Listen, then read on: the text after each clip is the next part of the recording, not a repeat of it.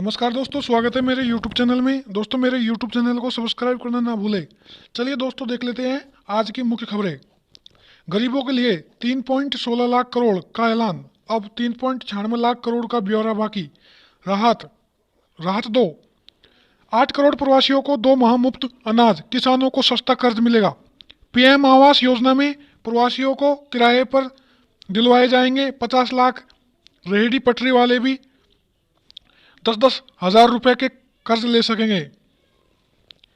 केंद्र सरकार ने लगातार दूसरे दिन गुरुवार को प्रवासी मजदूरों, रेहड़ी पटरी वालों, स्वरोजगार करने वालों और छोटे किसानों के लिए 3.16 लाख करोड़ रुपए की घोषणा की। 8 करोड़ प्रवासियों को 2 माह तक 5 किलो गेहूं चावल और 1 किलो चना मुफ्त में मिलेगा। वितरण का जिम्मा राज्यों को सौंपा जाएगा। किसानों को कर्ज देने के लिए अतिरिक्त फंड बनेगा। 23 राज्यों को 1 अगस्त से राशन कार्ड पोर्टेबिलिटी लागू होगी। हालांकि इसकी घोषणा उपभोक्ता मामलों में मंत्री रामनिवास पासवान पहले भी कर चुके हैं। गुरुवार को वित्त मंत्री निर्मला सीतारमण ने 3.16 लाख करोड़ रुपए की घोषणा की।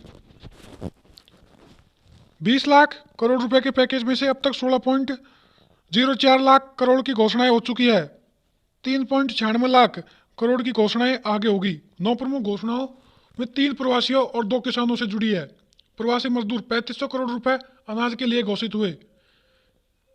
किसान 2.30 लाख करोड़ रुपए किसानों के लिए घोषित हुए। क्रेडिट कार्ड देने का अभियान चलेगा। नाबार्ड के जरिए कर्ज देने के लिए 30,000 करोड़ रुपए के अतिरिक्त फंड की व्यवस्था। नाबार्ड 90,000 करोड़ रुपए पहले से देता है। फायदा किसे?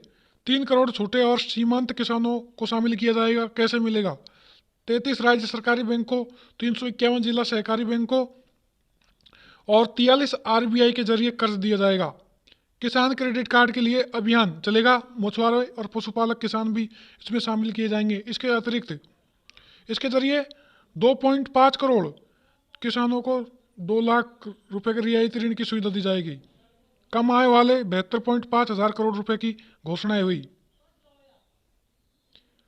मुद्रा शिशु ऋण पर ब्याज में 2% की छूट। रेहड़ी पटरी वालों के लिए 5,000 करोड़ रुपए की निवेश सुविधा। एक व्यक्ति को 10,000 रुपए का कर्ज दिया जाएगा। करीब 50 लाख लोग लाभान्वित होंगे। 12वीं की परीक्षा जुलाई के पहले हफ्ते में संभव। कॉलेजों में परीक्षाएं 15 जुलाई तक। 10वीं की परीक्षा पर अभी भी कोई फैसला नहीं हुआ। राजस्थान में स्कूल को लेकर यूनिवर्सिटी कॉलेजों तक के करीब 30 लाख विद्यार्थियों के लिए राहत की खबर है। राजस्थान माध्यमिक शिक्षा बोर्ड 12वीं की परीक्षा जून के अंत तक या जुलाई के सप्ताह में कराने की तैयारी कर रहा है। प्रदेश में 12वीं के 8 लाख छात्र हैं। बता दें कि CBSE ने 1 से 15 जुलाई के बीच 12वीं की परीक्षा कराने का ऐलान किया है। 12वीं की अलग अलग संकायों के करीब 32 पेपर होना बाकी है। उधर 10वीं की परीक्षा को लेकर सरकार मंथन कर रही है। अभी सरकार ने 10वीं परीक्षा रद्द नहीं की है। आगामी कुछ दिनों में 10वीं की परीक्षा को लेकर स्थिति स्पष्ट हो सकेगी। 12 लाख विद्यार्थी 10वीं की परीक्षा का इंतजार कर रहे हैं। वही कोरोना संकट के बीच राज्य सरकार प्रदेश में कॉलेजों व विश्वविद्यालयों के छात्रों की परीक्षाएं 15 जुलाई को संपन्न कराने की तैयारी कर रही है, ताकि सितंबर से नया सत्र शुरू हो सके। CBSE 9वीं और 11वीं के छात्रों को फेल होने पर एक और मौका मिलेगा। 10वीं 12वीं के नतीजे 50 दिन में आएंगे। तैयारी। राजस्थान के विश्वविद्यालयों व कॉलेजों में अगस्त तक जारी हो जाएंगे नतीजे। सितंबर से नया सेशन शुरू हो जाएगा। राजस्थान के कॉलेजों व विश्वविद्यालयों में सितंबर से नया सेशन शुरू करने की पूरी तैयारी है। UG फर्स्ट ईयर में प्रवेश और PG प्रीवियस में एडमिशन प्रोसेस पूरा हो सकेगा। इसकी घोषणा किसी भी समय हो सकती है। सूत्रों के अनुसार 15 जुलाई तक परीक्षाएं कराकर इसके परिणाम अगस्त तक जारी कर रहे जाएंगे। प्रदेश के विश्वविद्यालय व कॉलेजों में 10 लाख छात्र जुड़े हैं। परीक्षाएं आयोजित कराते समय सोशल डिस्टेंसिंग साथ मास्क अनिवार्य होंगे। इसके अलावा परीक्षा कक्षों को हर पारी से पहले और बाद में सैनिटाइज किया जाएगा। शिक्षा मंत्री के निर्देश। एक से दूसरे जिले में गए तो शिक्षक नहीं होंगे क्वारंटाइन। एक से दूसरे जिले के में जाकर ड्यूटी ज्वाइन करने वाले शिक्षकों को क्वारंटाइन नहीं माना जाएगा। इसको लेकर चल रहे असमंजस को दूर करते हुए शिक्षा मंत्री गोविंद सिंह डोटासरा ने कहा कि किसी भी कर्मचारी को एक जिले से दूसरे जिले में जाने पर क्वारंटाइन करने का कोई नियम नहीं है। डॉक्टर सरा ने गुरुवार को शिक्षा अधिकारियों के साथ वीसी की। इसमें जालोर के शिक्षा अधिकारी ने बताया कि जहां जिला कलेक्टर ने इस तरह के आदेश जारी किए कि जालोर के बाहरी जिले में आने वाले शिक्षकों को 14 दिन क्वारंटाइन किया जाएगा। शिक्षा मंत्री डॉक्टर सरा ने इस आदेश को तुरंत निरस्त कर दिया। डॉक्टर सरा ने कहा कि डॉक्टर सरा ने सभी अधिकारियों से जिलावार चर्चा की। शिक्षा मंत्री ने निर्देश दिया कि जो शिक्षक शुरू से ड्यूटी दे रहे हैं उनको ड्यूटी से मुक्त किया जाएगा तथा संबंधित उपखंड अधिकारियों को अन्य कार्मिकों की सूची दी जाए जिससे उनकी ड्यूटी लगाई जा सके। कॉलेज दाखिला मेरिट में होगा संभव। कॉलेज दाखिला मेरिट से होगा संभव। इंजीनियर कॉलेज के बोर्ड ऑफ गवर्नर्स की बैठक गुरुवार को वीसी के जरिए हुई। अध्यक्षता करते हुए तकनीक शिक्षा मंत्री डॉक्टर सुभाष गर्ग ने कहा कि स्थायी रूप से पॉलिटेक्निक व अभियांत्रिक महाविद्यालयों में ऑनलाइन सिस्टम विकसित किया जाएगा।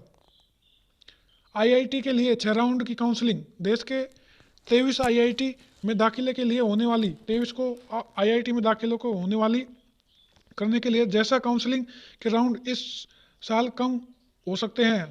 हर साल अमूमन 7 राउंड में काउंसलिंग की प्रक्रिया पूरी होती है। इस साल 6 राउंड में पूरी होगी। इस साल जेईई एडवांस करवाने वाले आईआईटी दिल्ली ने ज्वाइंट इम्प्लीमेंटेशन कमेटी को इसका प्रस्ताव तैयार करके भेजा है। कॉपियां जांचने में गलती करने पर लगेगा 50,000 का जुर्माना। एक शिक्षक को 200 कॉपी जांच करने का काम सौंपा गया। प्रत्येक शिक्षक को 200 उत्तर पुस्तिकाएं मूल्यांकन करने के लिए दी जा रही है। एक सप्ताह में इन उत्तर पुस्तिकाओं की जांच की जानी है। रिवील के दौरान अगर शिक्षक की गलती सामने आती है तो उस पर जुर्माना लगाया जाएगा। कॉपियों के 3 सेट्स का करना होगा मूल्यांकन। इवैल्यूएशन में कुछ महत्वपूर्ण सावधानी जरूरी बरतनी होगी। एक भी सदस्य नहीं होने के कारण सरकार ने चयन बोर्ड अध्यक्ष को सौंपे अधिकार। राजस्थान कर्मचारी चयन बोर्ड अब केवल अध्यक्ष के भरोसे है। बोर्ड को एकमात्र सदस्य डॉक्टर विजय लक्ष्मी भी रिटायर हो चुके हैं। बोर्ड में 4 सदस्यों के पद हैं और वो सभी खाली हो गए हैं। इससे बोर्ड के सामने संवैधानिक संकट खड़ा हो गया है। सरकार ने इस संवैधानिक संकट को दूर करने के लिए अध्यक्ष को सभी अधिकार सौंप दिए हैं। कोरोना वायरस के कारण लग नहीं रहा है कि जल्दी या नए सदस्यों की नियुक्ति होगी। 1.5 साल में सदस्यों से खाली हो गया बोर्ड। 1.5 साल में बोर्ड के सभी 4 सदस्यों के पद खाली हो गए हैं। अब नहीं पड़ेगा कोई असर। परीक्षाओं में नेगेटिव मार्किंग, परिणाम अपडेट करना, आंसर की बनाना, ओएमआर सीट की स्क्रीनिंग, आंसर की जारी करने से एक्सपर्ट को आमंत्रित करना आदि काम सदस्यों के लिए जिम्मे होता है। अब बोर्ड अध्यक्ष को सभी अधिकार सौंपे जाने के कारण चयन बोर्ड का कोई काम प्रभावित नहीं होगा।